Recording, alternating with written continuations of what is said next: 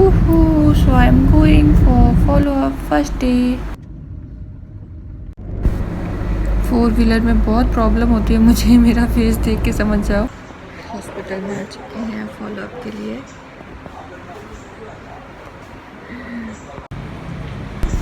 This is hospital. आप देख सकते हैं क्लीनिंग वगैरह कितना है यहाँ पे, और 1500 है ओपीडी फीस।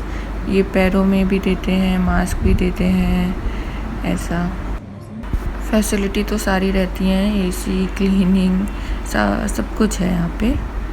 आप देख सकते हैं ये माइक है, सर का कैबिन अलग से है, वो पूरा स्प्लिट है, अलग से दूर है, कोरोना का टाइम है इसलिए। सो लिफ्ट है, लिफ्ट से चले जाते हैं हम, और स्टेयर्स भी हैं। So we are going from lift. Follow up के लिए हम आ गए हैं। Okay, so this is mic. मैं बोलूँ तो उनको सुनाई दे, और वो टीवी कंप्यूटर लगा हुआ है, वहाँ पे आपको जो भी वो करेंगे दिखेगा। और ये रूम मैं दिखा रही हूँ आपको अच्छे से, मैं हूँ बातें कर रही हूँ। और ये अब हम रिटर्न हो रहे हैं, टाइम हो गया है, तो अब हम मॉल जा रहे हैं। वहीं पे लंच किया हम लोगों ने, क्या करें, शॉपिंग की, घूमा और फिर घर चले गए। So now I am going for PET scan. लेकिन देखो कितना ट्रैफिक है, मेरे को तो फोर व्हीलर में मेरी हालत ख़राब हो जाती है, ऊपर से दिल्ली में इतना ट्रैफिक। अभी देखो पेट स्कैन में कितना क्राउड है, कितनी भीड़ है, आप देखो। तो मेरा नंबर थोड़ा टाइम पे आया। पेट स्कैन करवाने आई हुई हूँ, और बहुत ज़्यादा भीड़ है। अब आगे का प्रोसीजर तो मैं शो नहीं कर पाऊँगी, बट यहाँ पे आप भीड़ देख ही सकते हैं। ये देखो मुझे गाउन दिया गया है, प्लस मैंने कोई ज्वेलरी पहन के नहीं आई थी, और कैनुला ऐसे लगा दिया गया है। बटन था इसलिए गाउन लेना पड़ा मुझे। मेरा पेट स्कैन हो चुका है। अब मैं वेट कर रही हूँ कि क्लियर हो जाए कि मुझे दोबारा पेट स्कैन नहीं करवाना है, और फिर हम घर जाते हैं। क्योंकि पेट स्कैन के लिए खाली पेट आना पड़ता है। फिर 1:30 बज गए थे तो, और मुझे बहुत भूख लगी थी। सो हम साइड में जो साउथ इंडियन रेस्टोरेंट है वहाँ गए। पेट स्कैन का मैंने पहले भी आप लोगों को बताया हुआ है, बट शायद उसमें आवाज़ क्लियर नहीं थी, तो अभी मैं बता देती हूँ कि उसमें क्या होता है कि आपको एक मशीन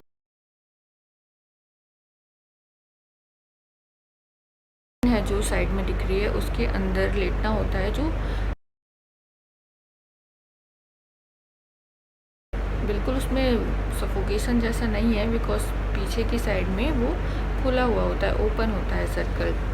तो आपको कोई भी ज्वेलरी नहीं पहननी होती है। मैं सारा कुछ उतार के गई थी, और इवन आपकी ड्रेस में भी कहीं पे बटन वगैरह नहीं होने चाहिए।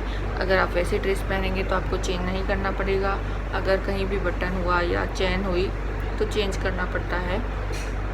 और इसके लिए पहले से आप अपॉइंटमेंट लेते हैं, तो प्राइवेट में इसका चार्ज 20,000 समथिंग लग जाता है। तो अपॉइंटमेंट ले लेंगे, सेकेंड डे आप पहुंच जाएंगे उस टाइमिंग पे। और यहाँ पे बहुत ज़्यादा क्राउड था, क्योंकि जो गुड़गांव वाला था डिफी सेंटर वो बंद था, तो हमें दिल्ली वाले में जाना पड़ा, और वहाँ पे बहुत क्राउड था। तो फिर मेरा नंबर 1.5 आवर में आ गया था। उसके बाद आप अंदर जाते हैं, वहाँ पे आपको एक बॉटल में पानी, और पानी में कुछ मिक्स किया होता है, वो पीने के लिए दिया जाता है। उससे पहले आपकी वेन में कैनुला लगा के कुछ इंजेक्ट करते हैं, वो आई डोंट नो क्या डालते हैं, ठीक है। उसके बाद वो लिक्विड पीते हैं, जिससे कि क्लियर इमेज आ जाती है। तो हमें उसके लिए फास्टिंग चाहिए होती है 10 आवर की, मतलब आपको रात में खाया है और जब जा रहे हो तो उसके बीच में 10 घंटे का फास्ट हो, और मॉर्निंग में आपको कुछ भी खा के नहीं जाना है। इवन दूध भी, चाय भी पी के नहीं जाना होता है, एकदम खाली पेट ही जाना होता है, तभी क्लियर इमेज आ पाती है सब चीज़ों की। और वो हम लिक्विड जो वो डालते हैं उसमें एक ग्लूकोज होता है, जो कि वहाँ जैसे कैंसर है वहाँ ज़्यादा अट्रैक्ट होता है, और वहाँ एक इमेज बना देता है। तो पता चल जाता है कि यहाँ पे ट्यूमर है, यहाँ पे नहीं है, वो चीज़ से पता चल जाती है, ठीक है। तो वो पीना होता है हमको पूरी बॉटल। उसके बाद आपका नंबर आएगा, आपको लेट जाना है एक पोजीशन पे, और वो लगभग 5 से 10 मिनट उसके अंदर स्कैनिंग होती रहती है, ऊपर नीचे करते हैं, सांस रोक के रखनी रहती है, वो वहाँ से डायरेक्शन देते हैं और स्पीकर लगा होता है, आपको पूरा सुनाई देता है। आपको कोई भी प्रॉब्लम हो इशारा कर सकते हैं, आप बोलेंगे तो भी उनको सुनाई देगा। तो उसके बाद कुछ लोगों को उल्टी वगैरह होती है, वो आप बता सकते हैं उनको। तो जब आपका पेट स्कैन हो रहा होता है तभी भी वो कैनुला में कुछ इंजेक्ट करते हैं और उससे थोड़ा सा अजीब सा अनकंफर्टेबल सा लग सकता है और बस आपका स्कैन हो जाता है। उसके बाद वो दोबारा कहीं करना तो नहीं है, मतलब क्लियर है कि नहीं, इमेज ये चेक करते हैं, अगर क्लियर है तो आप घर जा सकते हैं। 24 आवर में आपकी रिपोर्ट आ जाती है।